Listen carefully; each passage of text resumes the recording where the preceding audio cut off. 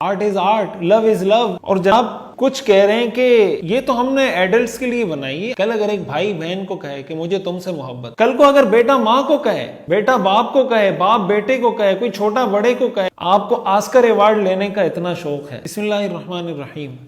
Joy land نامی film جو بدقسمتی سے ریلیز کی گئی، پہلے وفاقی حکومت نے اس پہ پابندی لگائی گئی، پھر سینسر بورڈ کو بٹھایا گیا اور انہوں نے جناب اس سے کچھ جملے سینسر کر کے اس کو ریلیز کرنے کی اجازت دی.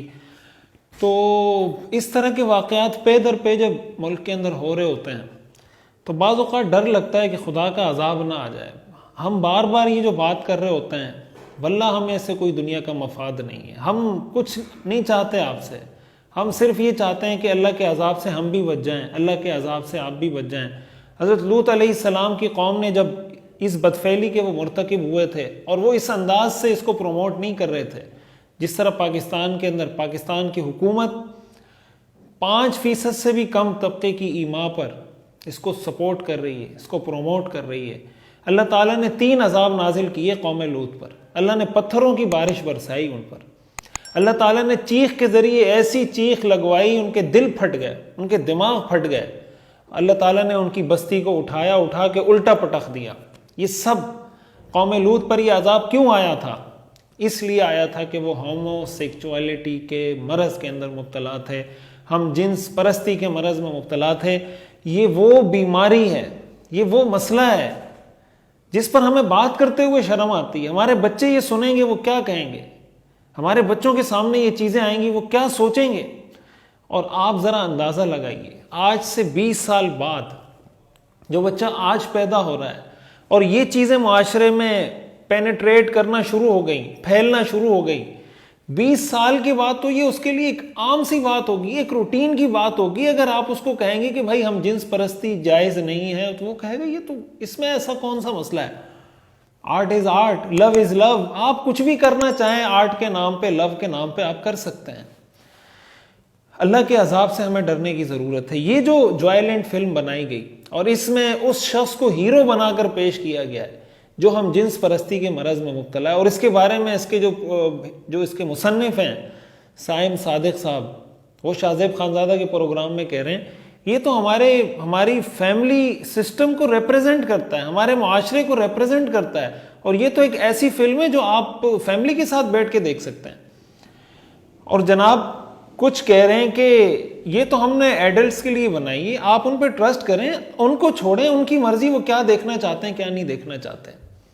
جناب آپ بچے کے سامنے، نوجوان کے سامنے زہر کا پیالہ رکھیں کہ یہ زہر کا پیالہ ہے، آپ الاؤ کر دیں حکومت کی طرف سے کہ زہر کا پیالہ پینا الاؤ ہے، آپ الاؤ کر دیں حکومت کی طرف سے کہ خودکشی الاؤ ہے، کوئی خودکشی کرنا چاہتا ہے تو کرے، تو پھر آپ کس چیز کو روکیں گے؟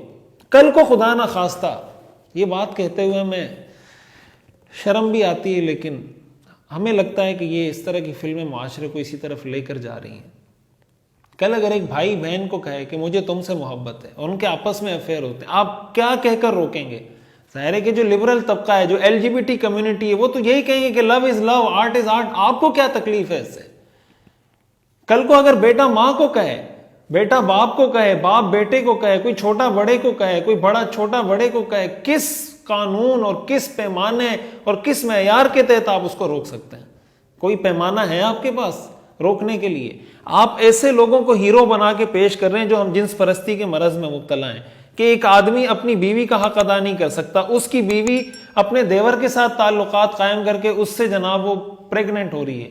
یہ جناب کسی دوسرے لڑکے سے محبت کر کے ہم جنس پرستی کے مرض میں مبتلا ہو رہا ہے، اور ان کا ابا جناب کسی اور باہر کی عورت کے ساتھ تعلقات قائم کر کے اس کے ساتھ اپنا ٹائم گزار رہا ہے. یہ ہمارا معاشرہ ہے، یہ ہمارا فیملی سسٹم ہے، یہ وہ فلم ہے جس کے بارے میں آپ کہہ رہے ہیں. شرم آنی چاہیے آپ کو.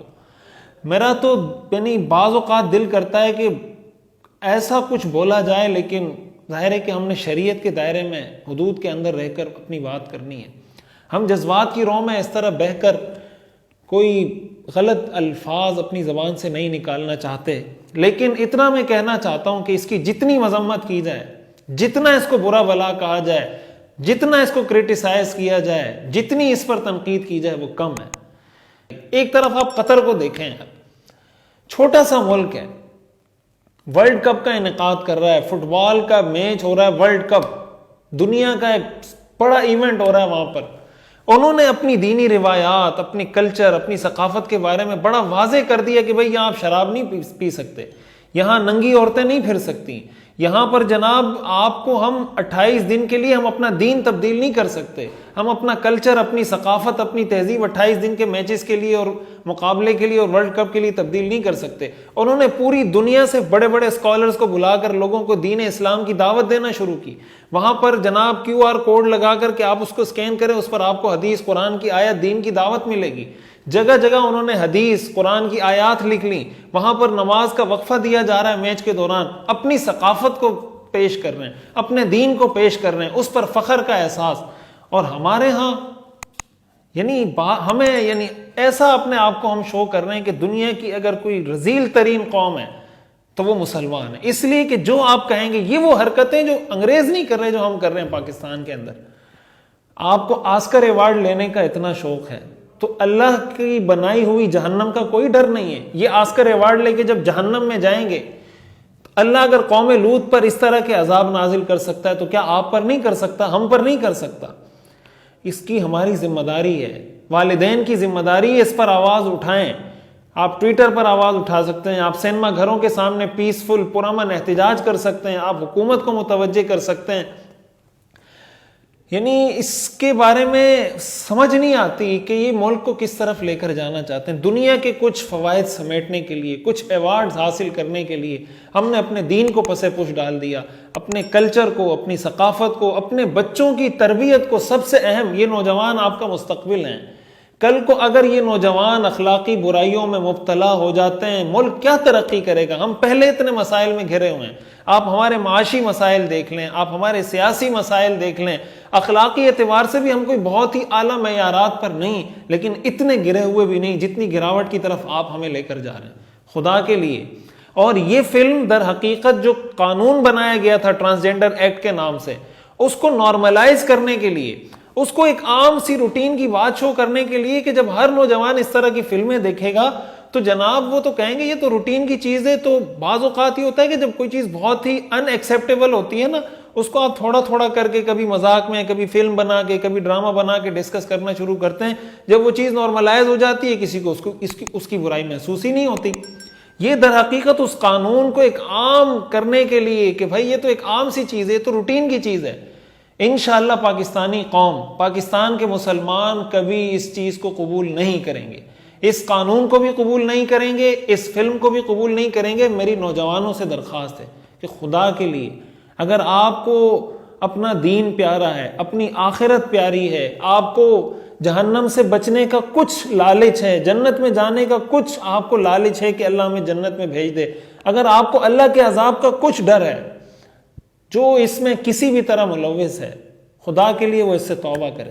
نوجوان اس کا بائیکاٹ کریں، پوری پاکستانی کمیونٹی اس کا بائیکاٹ کرے کہ ہم ہرگز نہ یہ دیکھیں گے، اور جن لوگوں نے اس کو ریلیز کیا ہے ان کا بائیکاٹ کریں تاکہ ان کو پتہ چلے یہ ملک مسلمانوں کا ملک ہے، یہ لا الہ الا اللہ کے نام پہ بنا ہے، یہاں کا آئین اسلامی ہے، آئین اسلام کو سپورٹ کرتا ہے، کوئی قانون قرآن و سنت کے خلاف بن نہیں سکتا۔ یہ ساری چیزیں پھر ہمارے ملک میں کیسے ہو رہی ہیں؟ یہ جو ہم معاشی مسائل کے شکار ہوتے ہیں، سیاسی مسائل کے شکار ہوتے ہیں، یہ اللہ کے عذاب ہیں۔